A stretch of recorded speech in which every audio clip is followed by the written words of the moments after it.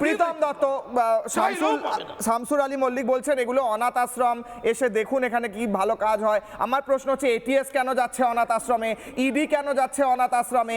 এই অনাথ আশ্রমই যদি হয় তাহলে মনিটরিং কে করবে? বাচ্চাগুলোকে কিভাবে রাখা হচ্ছে সেটা কে দেখবে? এদের কোনোভাবেই বাচ্চাগুলোকে, আমি বলতে চাইছি না, কিন্তু আমি মানে দর্শকরা বুঝবেন যে মনিটরিং সিস্টেমের কত দরকার যেখানে শিশুরা থাকে।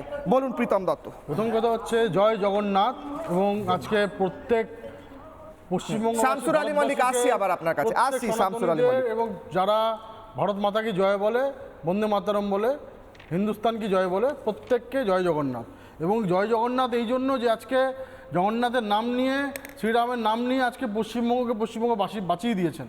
তার কারণ এই খারিজি মাদ্রাসা, আমরা না, বুদ্ধদেব ভট্টাচার্য মুক্ত মোনা উনি নাকি বলেছিলেন যে খারিজি মাদ্রাসায় জঙ্গি পেদা হয়। এবং আমরা কি দেখেছি, মুর্শিদাবাদ আনসারুল্লাহ বাংলা টিম, তার সদস্য ওখানে চলে এসছে, তার দিদি না বোন না পিসি হচ্ছে আপনার তৃণমূলের তোমার পঞ্চায়েতের মেম্বার, এবং উনি ওখানে এসে শিক্ষক হিসেবে 2 জায়গায় ভোটার হয়ে গেছে এবং 2 জায়গায় ভোট দিচ্ছে।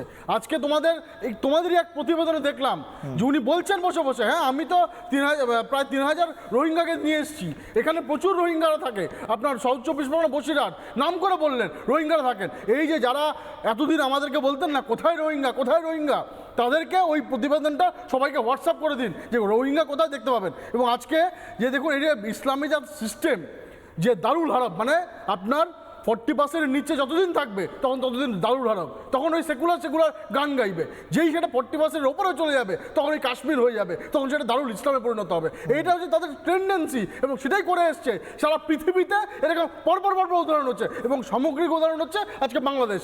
সেখান থেকে পশ্চিমবঙ্গের মানুষ গণতান্ত্রিক পদ্ধতিতে আজকে যে সরকারটা এসছে, সেই জন্য তুমি এইগুলো দেখতে পাচ্ছ। আজকে যে সরকারটা দিল্লিতে আছে, সেই জন্য এটিএস এর বাংলা আনসারুল্লাহ বাংলা টিম দেখতে পেয়েছো। নাহলে এর আগে মুখ্যমন্ত্রী খারিজি মাদ্রাসার জঙ্গি পায়দা হয় বলার পর তারপর আমরা কি দেখেছি, প্রকাশ্যে ক্ষমা চাইতে হয়েছে, ওনাদের পত্রিকায় ক্ষমা চাইতে হয়েছে।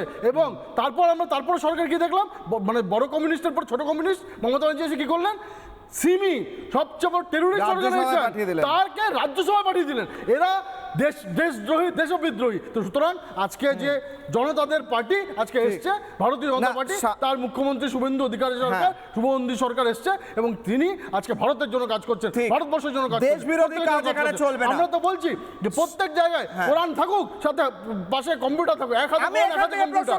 শামসুর আলী মল্লিক, আমার একটা প্রশ্ন, মাদ্রাসা থেকে খারিজি মাদ্রাসা, আমি বলছি খারিজি মাদ্রাসা থেকে পড়াশুনো করে বেরোনো একজন অ্যাচিভার, একজন তুখর স্টুডেন্ট, যিনি একজন ইঞ্জিনিয়ার হয়েছেন, কম্পিউটার ইঞ্জিনিয়ার হয়ে একটা অ্যাচিভমেন্ট করেছেন, নাসা ইসরোতে কাজ করেছেন, এরকম একজন পাবেন আপনি? কারণ সেখানে পড়াশুনো করানোই হয় না, সেখানে পড়াশুনো করানোই হয় না। শামসুর আলী মল্লিক, দ্রুত বলুন, তারপর আমি একটা বাইট শোনাবো। একটু বলার সুযোগ দিন, বলুন। 30 সেকেন্ড হচ্ছে আমি বিজেপি মুখপাত্র যিনি আছেন প্রীতম বাবুকে এবং মাসুমদাকে বলবো, যদিও মাসুমদা বিজেপি মুখপাত্র না, রাষ্ট্রবাদী মুসলমান, তো মাসুমদাকে এবং বিজেপির মুখপাত্রকে বলবো, জয় শ্রীরাম বললেই ভগবান শ্রী রামচন্দ্রকে সম্মান জানানো হয় না। আসলে ভগবান শ্রী রামচন্দ্রের যে আদর্শ, সেই আদর্শের প্রতিফলন কিন্তু আপনাদের চরিত্রের মধ্যে থাকা দরকার।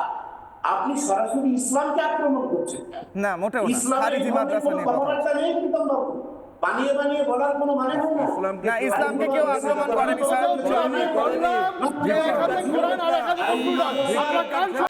নানা ধরনের কন্টেন্ট দেখার জন্য লাইক করুন, শেয়ার করুন আমাদের ফেসবুক পেজ, সাবস্ক্রাইব করুন আমাদের ইউটিউব চ্যানেল। পাশাপাশি অন্যান্য ব্রেকিং নিউজের জন্য অবশ্যই চোখ রাখুন রিপাবলিক বাংলায়।